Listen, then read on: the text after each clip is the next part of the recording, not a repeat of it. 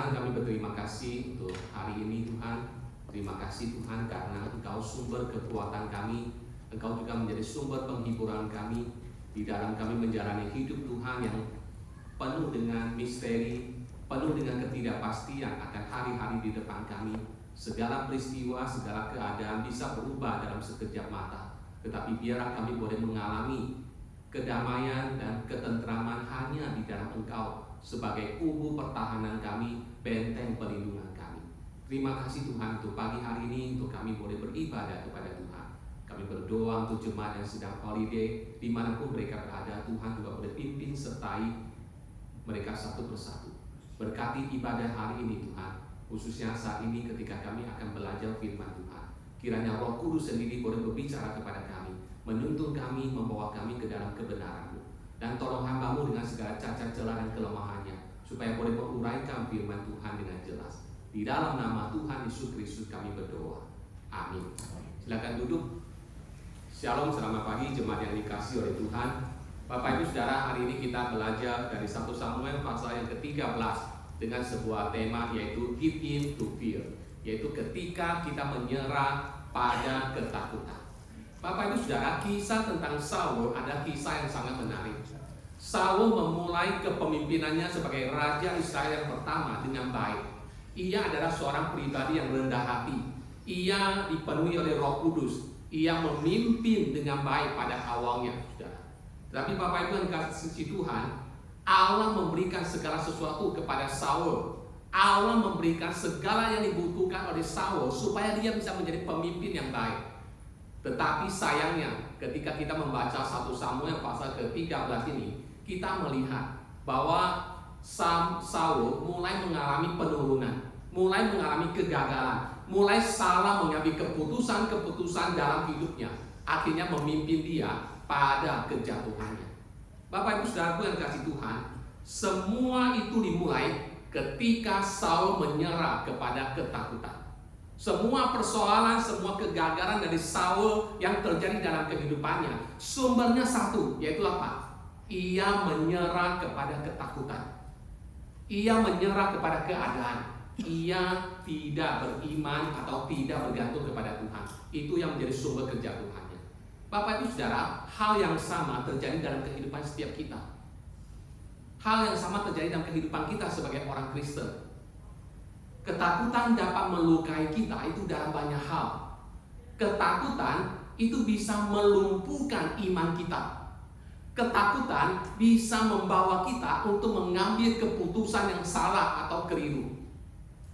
Ketakutan bisa memimpin kita untuk lebih bergantung kepada hikmat kita, kepintaran kita, kekuatan kita, daripada bergantung kepada Tuhan. Dan itu semua akan membawa kita kepada kejatuhan. Ketakutan bisa membuat kita tidak mengalami pimpinan atau rencana Tuhan tergenapi dalam hidup kita. Ketakutan juga bisa membuat kita tidak bisa menjadi saksi Tuhan yang efektif. Dan hari ini Bapak Ibu Saudaraku yang dikasihi Tuhan, kita akan belajar apakah di dalam hidup ini, ketika kita menghadapi pencobaan, ketika kita menghadapi pergumulan dalam hidup kita, apakah kita memilih sikap untuk takut, menyerah kepada ketakutan, ataukah kita memilih bersikap untuk percaya dan beriman kepada Tuhan? Pilihan ada di dalam tangan kita. Nah, apa prinsip iman Tuhan yang bisa kita pelajari dari 1 Samuel pasal ke-13 ini? Saudara, mari kita melihat yang pertama, Saudara. Kita semua akan mengalami masa-masa pencobaan dalam hidup ini. Itu dikatakan di dalam ayat pertama, ayat ke-4. Di dalam hidup kita di dunia ini, kita pasti akan mengalami pencobaan-pencobaan, kesulitan dan tantangan. Mengapa? Karena kita masih hidup di dunia. Kita belum ada di sorga. Ketika kita masih hidup di dunia, sudah pasti kita akan menghadapi berbagai macam kesulitan, tantangan, pencobaan dalam kehidupan kita. Dan di tengah-tengah pencobaan yang kita hadapi, sekali lagi kita harus menentukan sikap. Apakah kita memilih untuk percaya, beriman kepada Tuhan, ataukah kita menyerah kepada ketakutan-ketakutan? Nah, Bapak Ibu Saudara, bagaimana kita bisa menghadapi masa-masa pencobaan atau kesulitan dalam hidup kita? Yang pertama, Bapak Ibu Saudara, siapkan diri kita untuk pertempuran. Jadi langkah pertama untuk menghadapi pencobaan dalam hidup dalam hidup kita adalah pertama, sadari dan siapkan diri kita untuk menghadapi pencobaan. Karena pencobaan itu pasti datang, godaan itu pasti datang, kesulitan pasti datang menghampiri hidup kita. Saudara, saya baca ayat pertama dan ayat kedua. Saul berumur sekian tahun ketika ia menjadi raja. 2 tahun ia memerintah atas Israel. Saul memilih 3.000 orang dari antara orang Israel. 2.000 orang ada bersama-sama dengan Saul di Mikmas dan di pegunungan Betel. Sedang 1.000 orang ada bersama-sama dengan Yonatan di Gibeah Benyamin. Tetapi selebihnya dari rakyat itu disuruhnya pulang masing-masing ke kemahnya. Saudara, Saul ketika dia dilantik menjadi raja, dia sadar bahwa ke depan sebagai raja dia akan menghadapi banyak pertempuran, dia akan menghadapi banyak peperangan. Maka dia memilih dari orang Israel 3.000 tentara pilihan. Ada 3.000 tentara, ada 2.000 bersama dengan dia, 1.000 bersama dengan anaknya Yonatan. Dan ini menjadi tentara inti yang anytime siap sedia masuk ke dalam peperangan bersama dengan Saul. Sedangkan sisa dari rakyat Israel itu menjadi tentara cadangan yang kalau bisa dibutuhkan mereka juga akan ikut Saul masuk ke dalam peperangan. Jadi Saul dari awal kepemimpinannya dia sudah mempersiapkan pasukan untuk menghadapi pertempuran, menghadapi peperangan. Nah, Bapak Ibu Saudara, sebagai orang Kristen, Tuhan juga mengingatkan kita bahwa di dalam hidup ini kita akan menghadapi pencobaan. Dalam hidup ini kita akan menghadapi peperangan. Maka kita harus mempersiapkan diri. Alkitab berkata kepada kita di dalam Efesus 6 ayat 10 dan 11 demikian. Akhirnya hendaklah kamu kuat di dalam Tuhan, di dalam kekuatan kuasa-Nya. Kenakanlah seluruh perlengkapan senjata Allah supaya kamu dapat bertahan melawan tipu muslihat iblis. Tuhan berkata kepada kita untuk kita memperlengkapi kita dengan senjata Tuhan, dengan perlengkapan perang dari Tuhan. Kenapa? Karena hidup ini, kehidupan kita setiap saat akan menghadapi peperangan. Jadi bagaimana kita menghadapi pencobaan dalam hidup kita? Pertama, siapkan diri kita bahwa kita pasti akan menghadapi. Jadi kita prepare ourselves for the battle. Kedua, saudara, ketika kita melawan musuh, maka musuh akan melawan balik. Ingat bahwa ketika kita melawan musuh, musuh akan menyerang balik kita. Saya baca ayat 3 dan 4. Yonatan memukul kalah pasukan pendudukan orang Filistin yang ada di Geba, dan hal itu terdengar oleh orang Filistin. Karena itu Saul menyuruh meniup sangkakala di seluruh negeri, sebab pikirnya, biarlah orang Ibrani mendengarnya. Demikianlah seluruh orang Israel mendengar kabar bahwa Saul telah memukul kalah pasukan pendudukan orang Filistin, dan dengan demikian orang Israel dibenci oleh orang Filistin. Kemudian dikerahkanlah rakyat itu untuk mengikuti Saul ke Gilgal. Saudara, pada waktu itu bangsa Israel sedang dijajah oleh orang Filistin, sedang diduduki oleh orang Filistin. Selagi mereka tunduk, selagi mereka tidak melakukan perlawanan, maka mereka aman saja, tinggal bayar upeti setiap kali panen. Tetapi ketika Yonatan memimpin perlawanan melawan orang Filistin, maka dikatakan tentara Filistin bersiap untuk menyerang Israel. Itu prinsipnya. Ketika mereka diam-diam saja, mereka tidak akan menghadapi masalah. Tapi ketika mereka melawan, maka musuh akan melawan balik. Bapak Ibu Saudara, prinsip yang sama terjadi dalam kehidupan kita. Bagaimana dengan kehidupan rohani kita di hadapan Tuhan? Apakah kita menjadi orang Kristen yang pasif? Apakah kita menjadi orang Kristen yang bertumbuh dalam iman kita? Saudara, iblis tidak akan menghalangi kita. Iblis tidak keberatan kita menjadi orang Kristen. Iblis, setan tidak masalah kita menjadi orang Kristen. Selama kita menjadi orang Kristen yang hanya namanya Kristen, iman kita pasif, kehidupan rohani kita tidak bertumbuh, iman kita tidak bertumbuh, maka kita tidak akan menjadi masalah, ancaman bagi setan. Tetapi ketika kita mulai rindu bertumbuh dalam iman kita, mulai rindu dekat dengan Tuhan, mulai rindu untuk memberikan diri kita melayani Tuhan, bersaksi bagi Tuhan, maka di saat itu kita mulai menjadi ancaman bagi setan. Selagi kita hanya namanya orang Kristen, selagi kita hanya pasif, selagi iman kita tidak bertumbuh, kita tidak akan menjadi masalah bagi setan.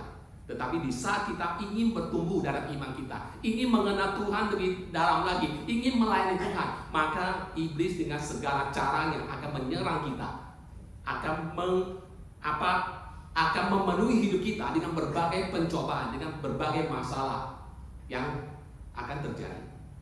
Saudara, ketika kita melawan setan, maka setan akan balik melawan kita. Alkitab berkata dalam Efesus 6 ayat 12, karena perjuangan kita bukanlah melawan darah dan daging, tapi melawan pemerintah-pemerintah, melawan penguasa-penguasa, melawan penghulu-penghulu dunia yang gelap ini, melawan roh-roh jahat di udara. Jadi Bapak Ibu Saudara, apa yang kita pelajari dari perikop ini? Yang pertama Saudara, kita ingatkan bahwa kita akan menghadapi masa-masa pencobaan dalam diri kita, dalam hidup kita. Jadi apa yang harus kita lakukan? Pertama, prepare ourselves, sadari, siapkan diri kita untuk pertempuran. Kedua, sadari bahwa ketika kita akan menyerang musuh, melawan musuh, maka musuh akan menyerang balik kita. Sekarang kita melihat prinsip yang kedua. Kita semua tergoda untuk menyerah pada ketakutan di masa-masa tertentu dalam hidup kita. Itu bisa kita pelajari dari ayat ke-5 hingga ke-10. Karena kita akan menghadapi pencobaan-pencobaan, kesulitan-kesulitan dalam hidup kita, maka terkadang kita tergoda untuk menyerah pada ketakutan. Ada kalanya kita mau give up, menyerah pada tekanan, pada kesulitan, pada ketakutan yang ada. Saudara, ada beberapa alasan mengapa kita cenderung atau tergoda untuk menyerah kepada ketakutan. Alasan pertama adalah ketika masalah yang kita hadapi itu nampaknya begitu besar dan begitu berat, kita kepengen untuk give up. Karena kita merasa masalah pergumulan kita hadapi begitu besar. Saudara, saya baca ayat ke-5.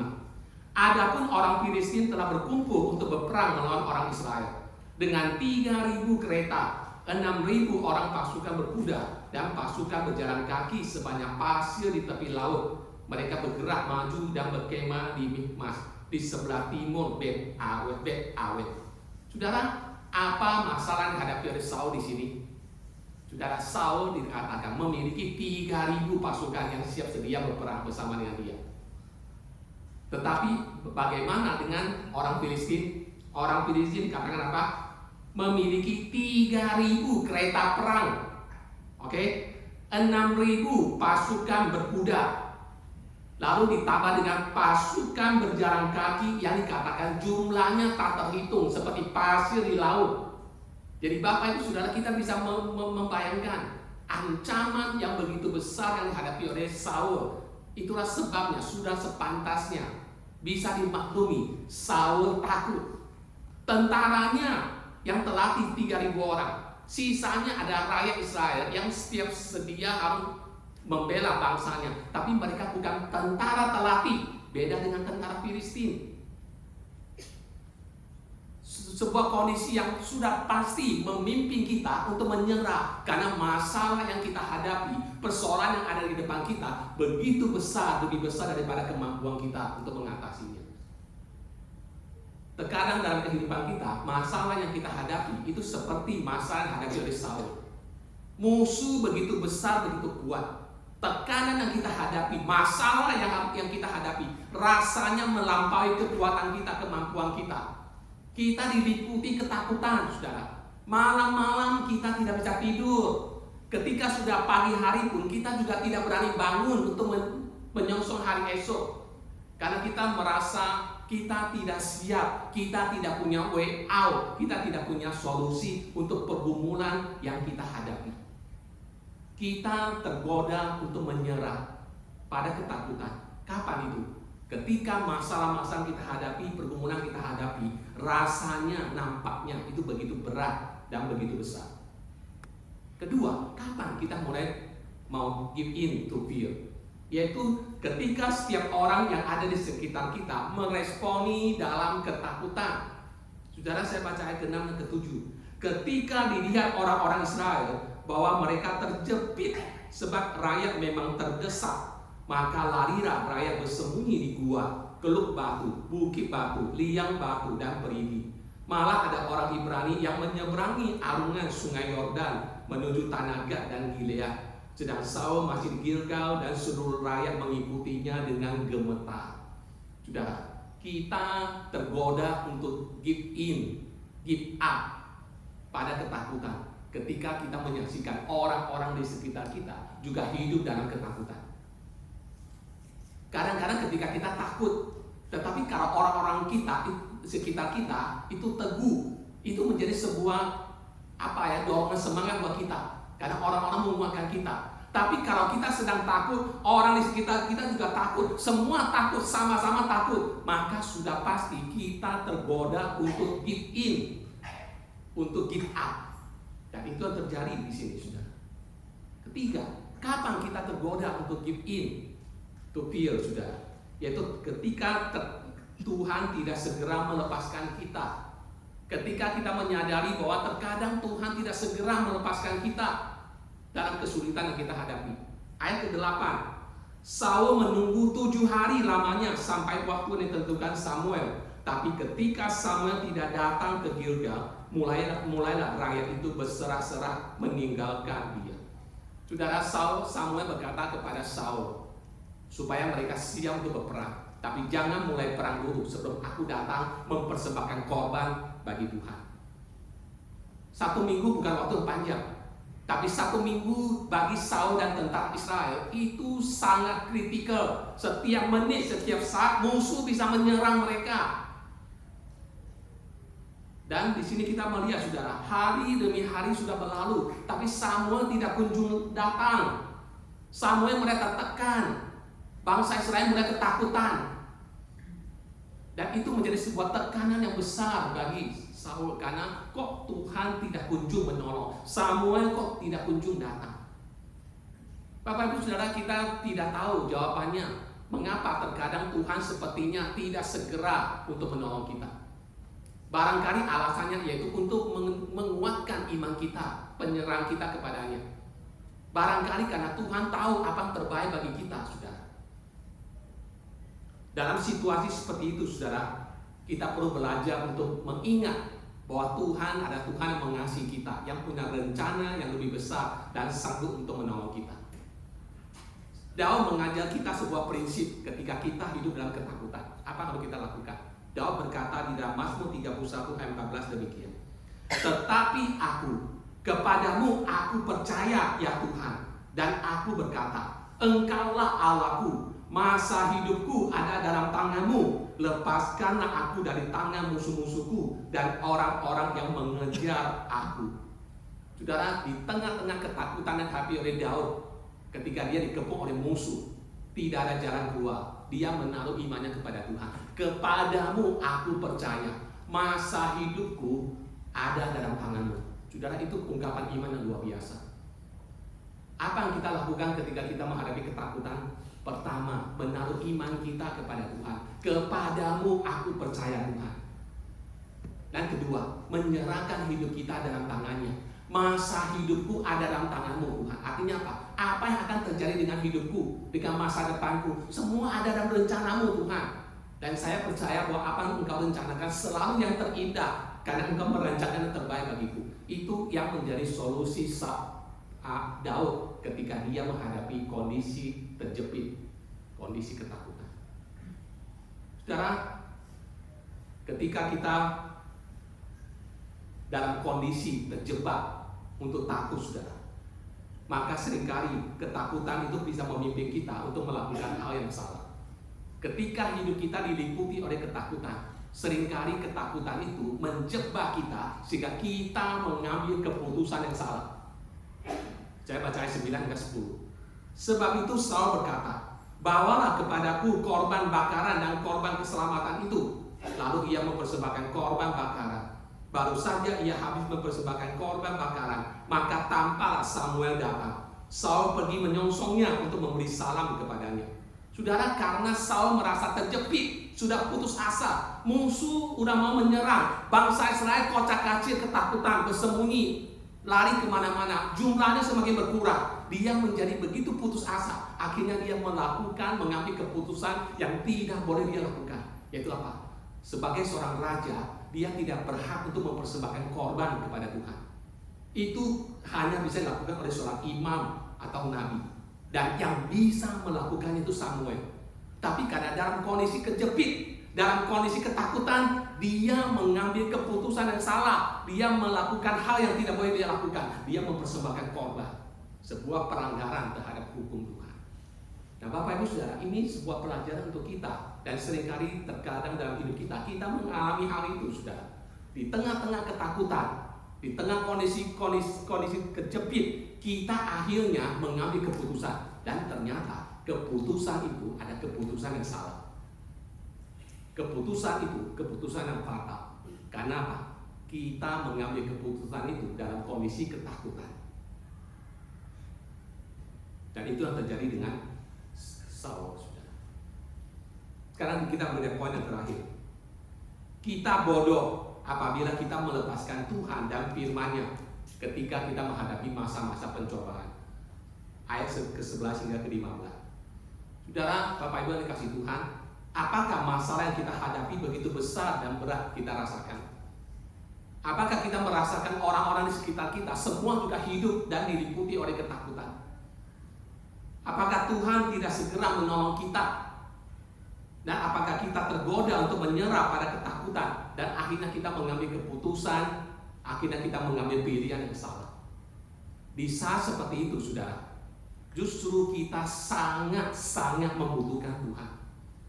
Justru di tengah-tengah situasi demikian, kita sangat membutuhkan Tuhan. Adalah tindakan yang bodoh, keputusan yang bodoh. Ketika di saat kita sedang kejepit, di saat kita sedang dalam kesulitan, di saat kita dalam kesusahan besar, kita justru melepaskan Tuhan dan melepaskan firman Tuhan dari kehidupan kita. Itu sebuah kesalahan dan kebodohan yang besar.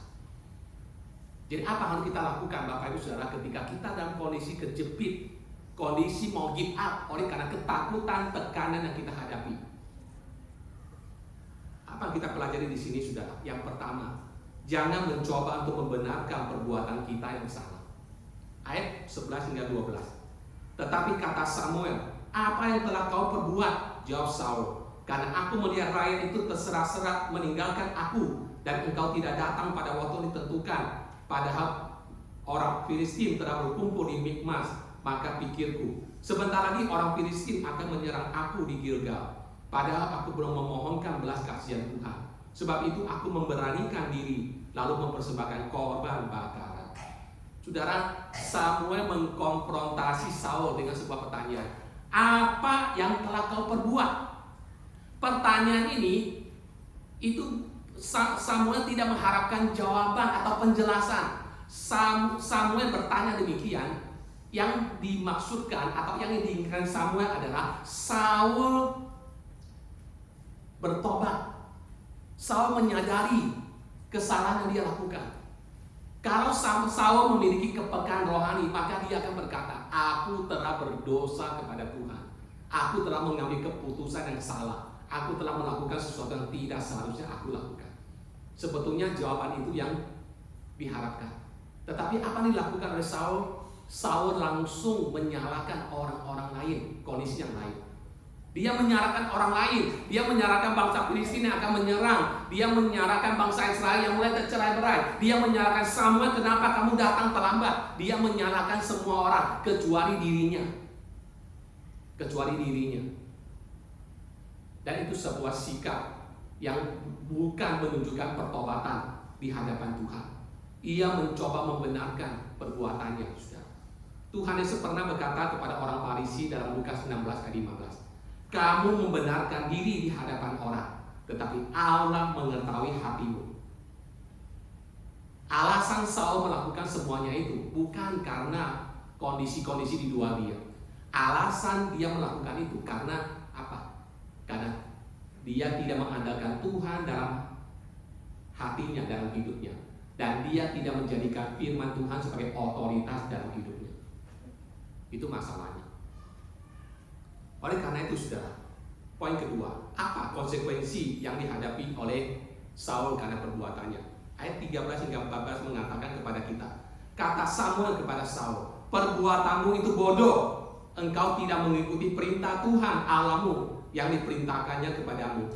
Sebab sedianya Tuhan mengokohkan kerajaan-Mu atas orang Israel untuk selama-lamanya. Tapi sekarang kerajaan-Mu tidak akan tetap. Tuhan telah memilih sekarang seorang yang berkenan di hatinya, dan Tuhan telah menunjuk dia menjadi raja atas umat-Nya, karena engkau tidak mengikuti apa yang diperintahkan Tuhan kepadamu. Saudara, setiap perbuatan kita, setiap pilihan kita, setiap keputusan kita punya konsekuensi. Dan Saul sudah menentukan pilihannya. Di tengah-tengah ketakutannya, dia melakukan sesuatu yang melanggar prinsip iman Tuhan. Dan ada konsekuensi. Konsekuensinya apa? Konsekuensinya dikatakan Tuhan menolak dia sebagai raja. Tuhan akan mengambil tongkat kerajaan dari tangan Saul dan diberikan kepada seorang yang lain yang berkenan di hatinya.